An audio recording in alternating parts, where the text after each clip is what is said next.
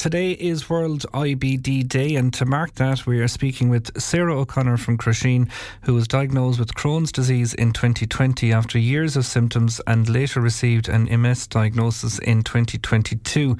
She says living with both conditions has been a constant juggling act, affecting everything from daily energy levels to the treatment options. Despite those challenges though, she has continued to build a career in digital marketing, contribute to research at the University of Galway and raise awareness of chronic illness through advocacy and social media. She joins us now to share her experience as part of efforts by Crohn's and Colitis Ireland to support others living with inflammatory bowel disease. Sarah, good morning to you, and thanks so much for joining us. We'll speak in a while just about this incredibly positive spin and the way that you're going about handling this. I think it's amazing. But maybe take us back to the start when this kind of first came into your life. Absolutely. So good morning, Derek. Thank you so much for having me. I suppose I often say inflammatory bowel disease started in my life before my own diagnosis. So my mother was diagnosed with Crohn's disease, which is one form of inflammatory bowel disease, when I was 2.5. So really for kind of most of my life, there was some level of awareness of what IBD was. It came into my own life then in 2020. So for years, I had kind of, I suppose, experienced issues with my digestion, had been back and forth and wasn't really getting any answers. But it all really came to a head in about December 2020, really. I suppose the symptoms that I was experiencing at that point in time aren't necessarily symptoms that people want to talk about or like to talk about, but they included things like diarrhea, I was passing blood and mucus, I had cramps, I was losing a lot of weight and I was really fatigued. And I suppose I was lucky in a way with family history that I was seen quite quickly at that stage and got my diagnosis then. But it took a while, I suppose, initially to kind of actually just see the signs on a colonoscopy, which was the kind of test that really determined what it was. I'm just looking at some of the quotes from the little piece we have, and a word that you used in it is grief. You say, you won't say you're fully over this grief. Did it almost feel like the end of one period of life and the beginning of another? Absolutely. So look, I was in my mid-20s when I was diagnosed, and when you're at that stage in life and you're just finished college and you're thinking ahead to all these amazing plans, and suddenly a chronic illness comes to your life, it changes absolutely everything that you're going to do and how you approach life. And you certainly grieve what could have been. And there's a lot of, I suppose, looking over the fence a little bit and you know, oh look, they're doing that, and what if I could do that? So you certainly grieve what could have been, a life that, you know, doesn't have illness, and the life that you had before illness. But it's not a linear thing of, okay, my grief is done now and I can move on. It'll ebb and flow across the years, and I know that will continue to happen. And I suppose the same with the pattern of IBD is that there's periods of remission and then periods of flares. And I like to think that kind of grief, I suppose, follows a similar pattern in that on the good days, you can kind of move it to the back of your mind as best you can, but obviously on the bad days, it's front and centre there with you. I suppose planning what we all would consider maybe normal everyday things from someone that is suffering with a chronic disease like that, it's anything but straightforward, isn't it? Absolutely. It takes, I suppose, the unplannable side of life. So you have to really plan, but then equally you plan something and then it has to change again. So I would have been very much kind of your type A person, make your plans and this is what we're doing and there's nothing that will change. But you realise quickly that that's not really possible with a chronic illness. You know, from one minute to the next, you don't know how you're going to be feeling, and plans that you can make for a couple of months ahead might have to change, and you suddenly become that person that needs to drop out of things or go home early or just make different changes to the way that you would plan or go about things.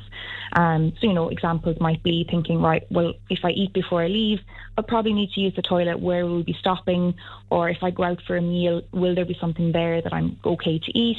You know, what's my plan for being able to do an Irish goodbye maybe and leave an event early, and educating the people as well that are with you about why you might have to do certain things like that. You mentioned, I think, a very important word there perhaps is education and awareness of all that. How important was that? Huge. So it's certainly something that Crohn's and Colitis Ireland are really focusing on this year, and it's that piece around it takes a village. So what we mean by that, I suppose, is that someone living with Crohn's disease, ulcerative colitis, any form of inflammatory bowel disease, isn't living in a vacuum. You know, they're living alongside their family, their friends, their partners, their work colleagues. And that education piece is so powerful, because I think when people can start to understand what it's like as best they can, it breaks down the stigma. It helps them to, I suppose, listen to you without judgment and understand where you're coming from. And if it's something as simple as filling a hot water bottle because, you have cramps that day, or maybe if you have the flexibility with working from home, or needing time for appointments, and understanding that, this isn't just a stomach ache, this isn't going to pass, this is a lifelong condition. So that education piece is hugely powerful. Have you found maybe in your dealings with people that would be beginning on their journey as you did, are they a little bit more confident in the way that they're facing up to it because perhaps some of the stigma around it has broken down, or is there still work to be done in that area? Yeah, I would say yes and no. It's very much dependent on the person, and there's a lot of factors that play into that, particularly around, I suppose, people sharing their stories. There's a lot of worry that people might look at them differently, that it might impact job prospects. So that's definitely one area that some people might not disclose. And I mean, there's absolutely no reason that you would have to, but I do think that speaking with people, even if it's just those that are quite close to you, will make a huge difference. What I would say is that we've come on leaps and bounds in terms of, I suppose, the public awareness and people that are campaigning for it. There's, as I said, Crohn's and Colitis Ireland is an absolute wealth of knowledge. There's a lot of people that speak about their experiences on social media, and it's a great starting place if you've been newly diagnosed and you don't know anyone, and actually just being able to find someone maybe a similar age to you or in a similar location. It makes a huge difference to maybe help you break down that barrier and speak to someone, but even just to feel as someone you can confide in that gets it. Yeah, I guess though everybody may not have the strength with which you have shown throughout both the Crohn's and the MS journey as well. It probably does take a little bit of maturing and getting used to it, does it? Absolutely. I would say if you'd asked me, 10 years ago, if I'd be on national radio speaking about, some of the things that I am, like my symptoms, I would never have thought that I would. But you learn that you have a lot of strength that maybe you didn't realise you have. And if me talking about this gets one person to say, well, you know what, I haven't been feeling well, I'll get myself checked out, or maybe I will tell my friends or someone that will be there to help me, then I think it'll absolutely have been worthwhile. But it does take a time for getting there. It's not an immediate, I'm okay with this and I'm going to talk about it. And I suppose as well for younger people that might be starting out on that journey, we all know that the ways in which young people consume media and consume information has changed just totally, even in the last 5 years, not to talk of the last 15. But I know you do a lot of work on TikTok in particular, which is where an awful lot of young people get their information nowadays, and I suppose, and you have that master's degree in digital marketing as well. So that, have you seen a huge uptick maybe in the engagement that you're seeing on that? Definitely. And, often you might not see it directly on the post itself, but what you will notice a lot of people come to you privately through messages, and, they might just be in the very throes of it. They've heard the word floated from their doctor, or they're waiting a test, and it's a really difficult place to be in where you don't really have a name on what you have yet.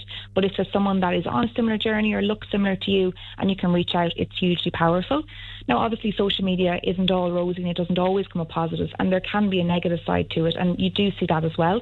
But if you can find that right place and tap into the people that are looking at things through a positive lens and not providing misinformation, and also go to reliable resources, again, I will say Crohn's and Colitis Ireland online as well and on social media, because there you're getting impartial information. You definitely have to avoid, I suppose, the people that are claiming they have a cure, that they can do certain things, and it's very easy to get sucked into that. But leaving that negative aside, there is a hugely positive area there within social media where there's a great community and great support. And I know, even a lot of people would say that I'm on here this morning from that community, and the support has just been incredible. And just looking, Sarah, at some of the stuff that you have done and the things that you're planning to do, and I'm just wondering, have you taken the approach of just staying so busy that there's no time to think about it? That's a great question. I think so. Unbeknownst to myself, that's probably the angle I have taken. I suppose really getting diagnosed with two chronic illnesses at such a young age, I could have laid down and let them take me over a bit.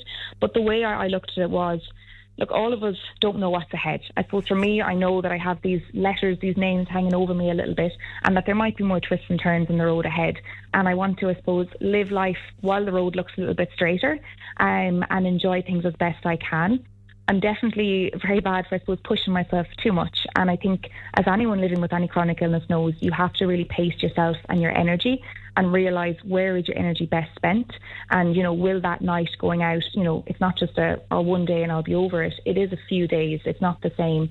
And just making that decision around where should I put my time and energy. But yeah, maybe I'm distracting myself a bit from it all. Yeah, you're underplaying it there a small bit now. Let me just tell people what you're doing. Outside of publishing a research paper, 26 countries visited, a skydive for Crohn's and Colitis Ireland and MS Ireland. You're hoping to do a high rocks race in Sligo in August, and you're also starting to train to become a Pilates instructor in September. And that's if you can stay away from Nashville while all that is going on. So, like, there's just not hours in the day for it, really. No. Or maybe I'm a bit over busy there now, but no, I really think it is that thing of when you're faced with something that is really difficult and you say to yourself, well, how can I make the best of the good days? You know, nothing is guaranteed in life, and I think we're all, so when I retire, when I have this, when I have that, but none of that is guaranteed. So that's definitely been a shift in my mindset, whereas, you know, Sarah of 10 years ago would have been cooped up in the library studying for a degree till midnight. That Sarah isn't really that same person. I prioritise things a lot different now. Yeah, no, certainly Nashville anyway is far more enjoyable than a library, I think. As we say, it's fitting that we're speaking on World IBD Day because, as you say, it's part of the It Takes a Village campaign. There's a webinar this evening for people that want to find out more. Absolutely. So the webinar is at 7 p.m. this evening, free to attend and register for.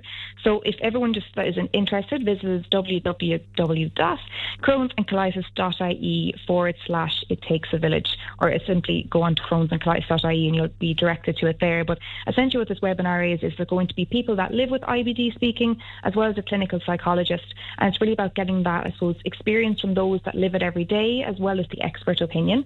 And Crohn's and Colitis Ireland have also published a guide. So it's around us with how people in our village, to use that term, can support those that live with IBD. So things like busting myths, advising on things to say and things to avoid, and just how we can support people as best we can that live with IBD. Fantastic stuff. Well, thanks so much for taking the time to talk to us this morning, and continued best of luck to you, and hopefully a 25th hour in the day to get through everything that you need to get done as well. That would be good. Brilliant stuff. Sarah, thanks so much for that. Thank you, Derek. Have a lovely day. That is Sarah O'Connor from Crusheen there. What an incredibly positive attitude. You can check her out on TikTok as well, Sarah O_Connor, and as she said, crohnscolitis.ie/it takes a village for that webinar this evening if you want to find out more on that.